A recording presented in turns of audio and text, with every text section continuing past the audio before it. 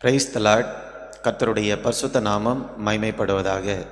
இன்றைய தியானம் பிலிப்பியருக்கு எழுதின நிருபம் முழுவதும். இந்த நாள் தியானத்திற்கான தலைப்பு பரலோக சந்தோஷத்தை அனுபவிப்பது எப்படி. இந்த பிலிப்பியர் நிருபத்தை நாம் படிக்கும்போது ஏறக்குறைய 18 முறை சந்தோஷம் அல்லது அதற்கு இணையான சொல்லை அப்போஸ்தலனாகிய பவுல் பயன்படுத்தியிருக்கிறார். இப்போ இந்த நிருபத்தை இவ்வளவு சந்தோஷமாக பவுல் எழுதியிருக்கிறாரே, எந்த நேரத்தில் இந்த நிருபத்தை எழுதினார் தெரியுமா? ரோமாபுரியில் சிறை கைதியாக அவர் வாழ்ந்தபோது இந்த நிருபத்தை பவுல் எழுதியிருக்கிறார். அப்படிப்பட்ட ஒரு சூழ்நிலையில், சந்தோஷத்தை அனுபவிக்க முடியாத ஒரு சூழ்நிலையில் அவர் பரலோக சந்தோஷத்தை குறித்து நமக்கு இதில் எழுதி கொடுத்திருக்கிறார். இப்போ இந்த பரலோக சந்தோஷம் எப்படிப்பட்டது, இந்த பரலோக சந்தோஷத்தை எப்படி நாம் அனுபவிக்க முடியும் என்று பவுல் எழுதின இந்த நிருபத்திலிருந்து ஒரு சில வசனங்களை வைத்து நாம் தியானிக்கலாம். முதலாவதாக, இந்த சந்தோஷம் என்று சொல்லுவது அது ஒரு தீர்மானம். இந்த சந்தோஷம் என்று சொல்லுவது ஏதோ நல்ல நிகழ்வுகள் நம்மை சுற்றி நடக்கும்போது அல்லது நல்ல உணர்வுகள் நமக்கு ஏற்படும்போது நடக்கக்கூடிய ஒரு காரியம் அல்ல.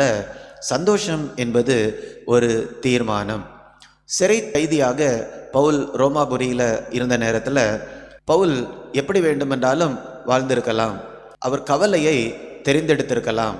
இப்படியாக ஆண்டவருக்காக நான் ஊழியம் செய்தேனே, ஆனால் இப்பொழுது ஒரு சிறை கைதியாக இந்த இடத்துல இருக்கிறேனே என்று சொல்லி அவர் மனம் உடைந்து காணப்பட்டிருக்கலாம், அல்லது ரொம்ப சோர்வாக காணப்பட்டிருக்கலாம். ஆனால் அவர் ஒரு சோர்வை தெரிந்தெடுக்கவில்லை, சந்தோஷத்தை தெரிந்தெடுக்கிறார். அப்படிப்பட்ட சூழ்நிலையில் பவுல் சந்தோஷத்தை தேர்ந்தெடுத்ததுனால தான் இந்த கடிதத்தில் அவர் நீங்களும் சந்தோஷமாக இருக்கலாம் என்று சொல்லி மற்றவர்களை ஊக்கப்படுத்த முடிகிறது. பிலிப்பியர் 4ஆம் அதிகாரம் 4ஆம் வசனத்தை நாம் வாசிக்கும்போது, கர்த்தருக்குள் எப்பொழுதும் சந்தோஷமாயிருங்கள் சந்தோஷமாயிருங்கள் என்று மறுபடியும் சொல்லுகிறேன். அப்போ இதில் ஒரு வார்த்தை ரொம்ப முக்கியம். எப்பொழுதும் சந்தோஷமாய் இருங்கள். அவ்வப்போது சந்தோஷமாயிருங்கள் என்று சொன்னால் எல்லாராலையுமே சந்தோஷமாக இருக்க முடியும். நம்முடைய வாழ்க்கையில் அவ்வப்போது நம்ம சந்தோஷமாக தான் இருக்கிறோம். ஆனால் பவுல் இந்த இடத்துல என்ன சொல்லுகிறார்? எப்பொழுதும் சந்தோஷமாக இருங்கள். ஒரு சிறைச்சாலையிலிருந்து ஒரு மனிதனால் இப்படி சொல்ல முடியும் என்றால் அது உண்மையாகவே பரலோகத்திலிருந்து அவருக்கு கிடைத்த சந்தோஷம். அவருடைய சூழல் அவருக்கு கொடுக்கவில்லை, பரலோகத்திலிருந்து அவர் அந்த சந்தோஷத்தை பெற்றுக்கொண்டார்.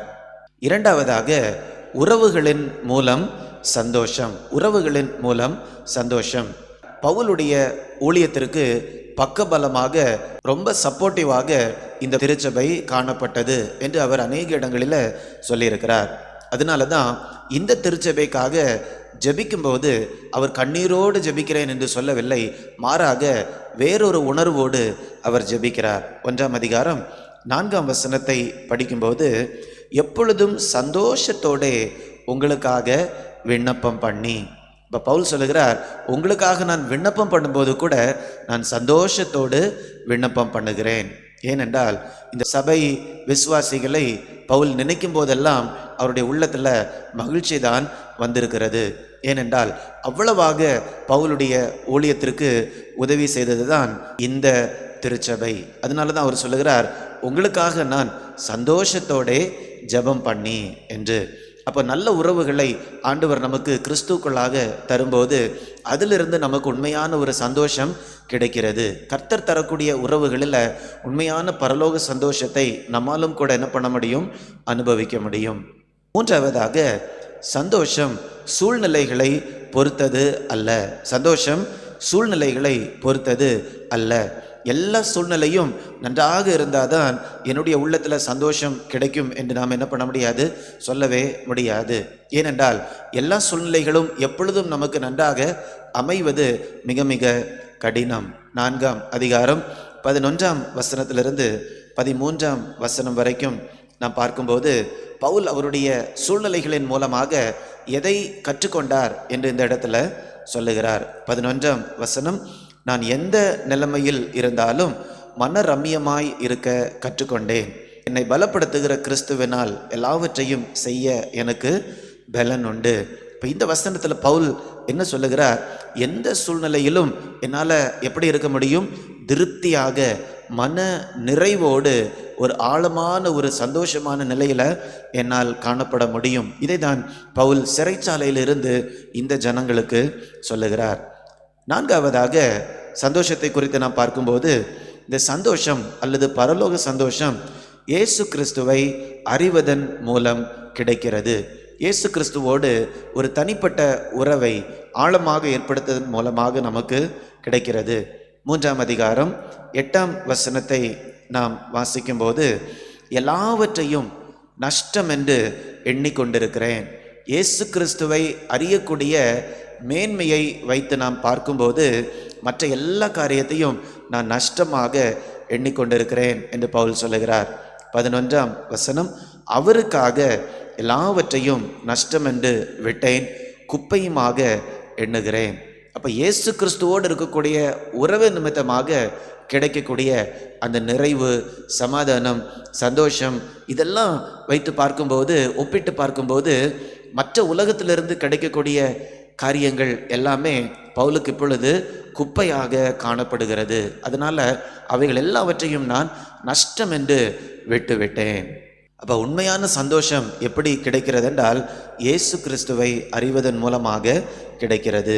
இந்த 4 காரியங்களை நாம் இன்றைக்கு தியானித்திருக்கிறோம்.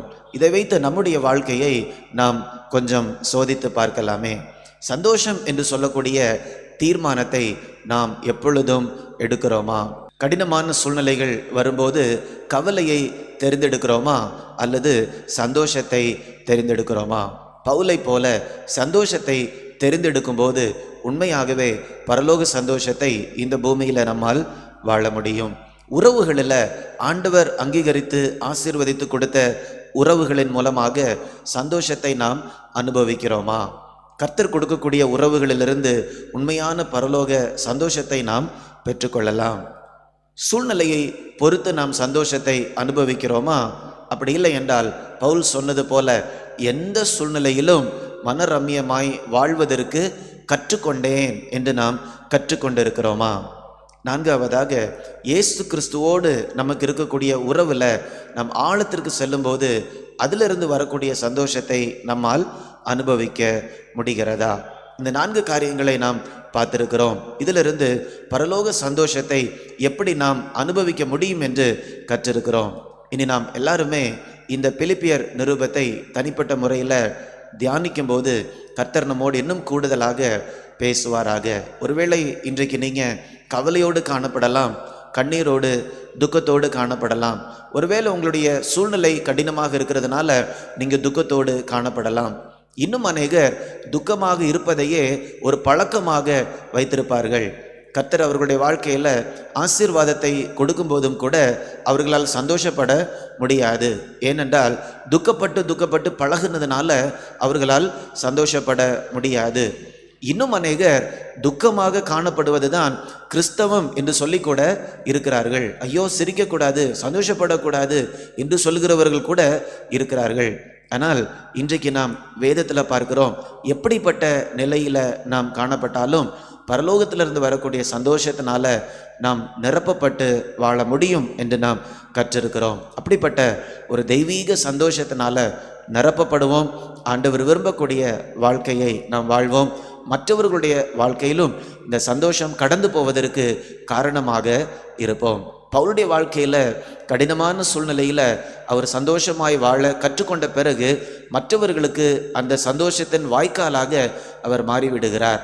அதே மாதிரி நம்முடைய வாழ்க்கையிலும் எந்த சூழ்நிலையிலும் சந்தோஷமாக இருக்க நாம் கற்றுக்கொள்ளும் போது சந்தோஷத்தின் வாய்க்காலாக ஆண்டவர் நம்மை மாற்றுவார். அநேகருக்கு இந்த பரலோக சந்தோஷத்தை கொண்டு போகக்கூடிய பாக்கியத்தை ஆண்டவர் நமக்கு தருவார். நாம் ஜெபிக்கலாமா? அன்பின் பரலோக பிதாவே, இந்த நல்ல நாளுக்காக நன்றி செலுத்துகிறோம். பரலோக சந்தோஷத்தினால எப்படி நிரப்பப்படுவது என்று நாங்கள் பார்த்துருக்கிறோம் தகப்பனே. பவுலுடைய வாழ்க்கையில் சிறை கைதியாக இருந்த நேரத்தில் கூட இப்படிப்பட்ட ஒரு சந்தோஷத்தினால இந்த ஒரு கடிதத்தை எழுத முடிந்தது என்று நாங்கள் பார்க்கிறோம் தகப்பனே. எப்பொழுதும் சந்தோஷமாக இருங்கள் என்ற பவுலுடைய வார்த்தையை நாங்கள் நினைவு கூறுகிறோம். எங்களுடைய வாழ்க்கையிலும் நாங்கள் இந்த நேரத்தில் எப்படிப்பட்ட சூழ்நிலையில் கடந்து சென்றாலும் ஒரு தேவ சந்தோஷம் எங்களை ஒவ்வொருவருடைய இருதயத்தையும் நிரப்பும்படியாய் ஜெபிக்கிறேன் தகப்பனே.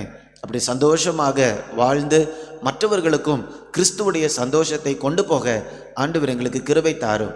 மீட்பர் இயேசுவின் மூலம் கேட்கிறேன் நல்ல பிதாவே, ஆமேன், ஆமேன். God bless you. God bless you.